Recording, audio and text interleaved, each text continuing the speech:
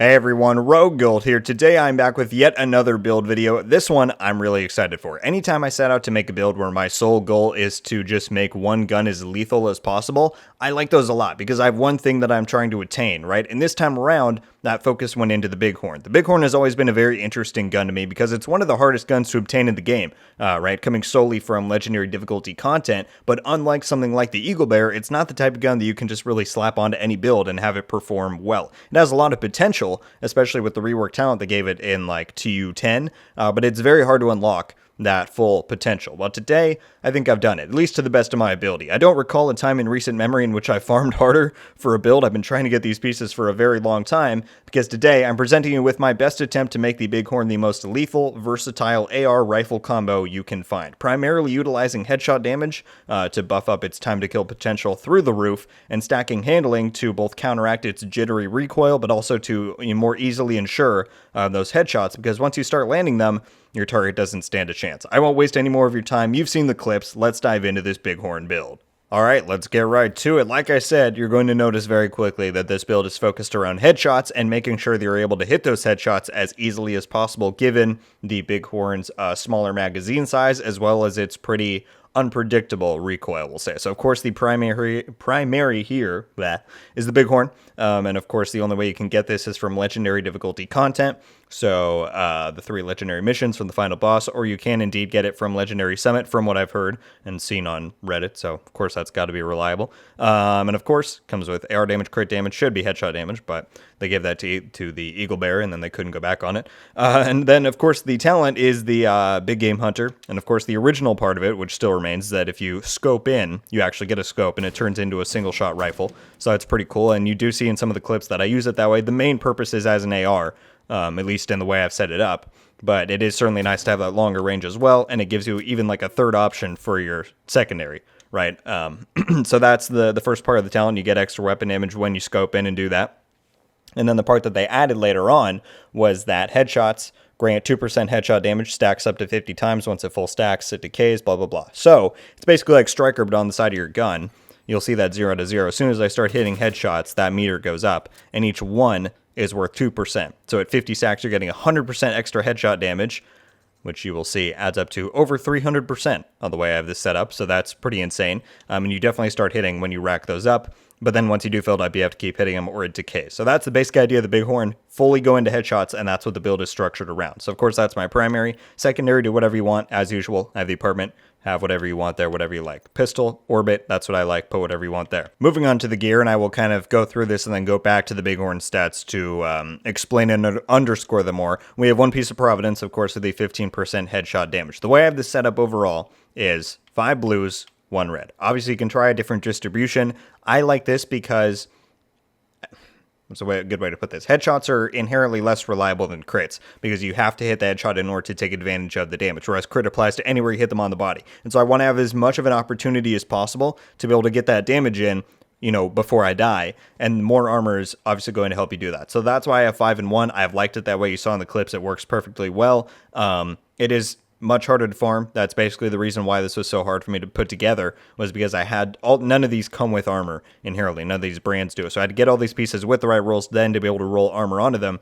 And it took me quite a while, but I do think it's worth it. So we have armor on this one piece of Providence with headshot damage, weapon handling, and a headshot damage mod.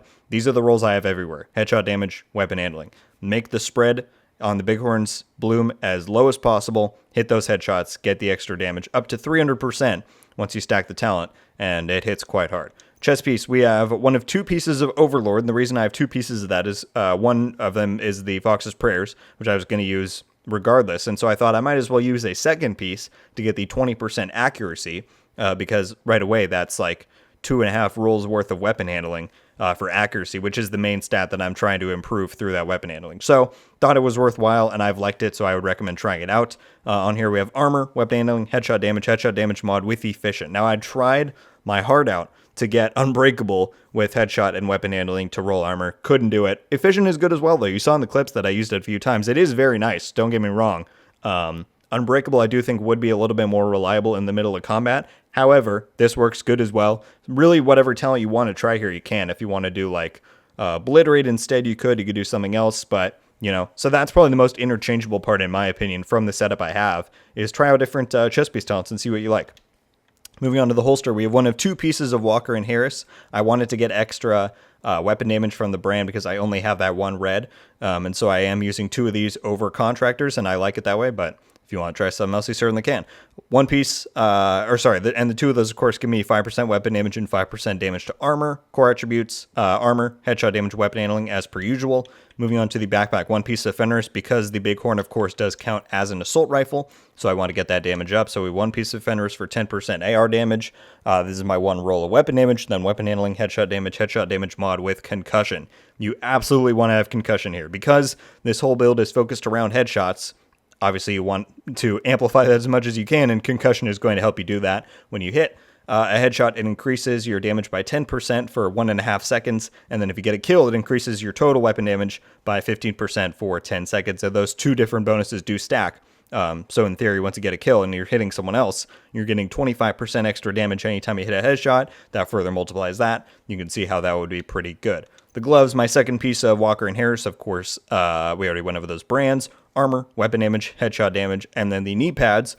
Now, of course, the Fox's Prayer, and that's why I used that second piece of Overlord, because I was already going to have this, so might as well take advantage of that second one. Armor, damage targets out of cover, and headshot damage. And so with all of that stuff combined, as I showed you earlier, 200% headshot damage, and then I have pretty much 70% accuracy with all these different extra bonuses as well, 50% stability. It's pretty solid. My bloom at this point is quite controlled. You can see from that. And as you've seen in the clips, the headshots just deal an innate amount of damage. It's crazy. And also what's nice is that with the lower reload, when you spec into weapon handling, it increases that as well. So that's a quick little reload. Trying to shoot someone. Oh, low on bullets. Already back at it. Like, it's very nice. And I think that pairs really well with the Bighorn weapon handling, that is. And so, yeah, that's very nice in that regard. Obviously, I have no crit. 10% and 55. That's just from the innate bonuses, which is kind of crazy. 55 from just those 2. So 20% crit is the base, I guess, or 25. And then you get 20 from the watch and 10 from the Bighorn, I believe. Let's see, yeah, 20 and 10 from the attribute there.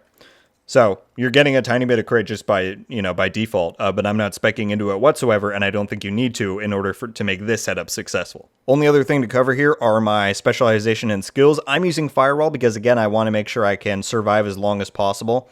Well, actually, that is true. But also it's because I do have Efficiency, Firewall is the best medkit to pair with that. But if I wasn't using that, if I was doing Unbreakable, I would probably still run Firewall because I want to have, like I said, as much survivability as possible so I can get those headshots in and put someone down. The Firewall medkit is by far the best one for PvP. You get the shield that gives you extra damage and pairs so well with everything. So that's why I'm using it. If you want to do something like Sharpshooter, get that extra...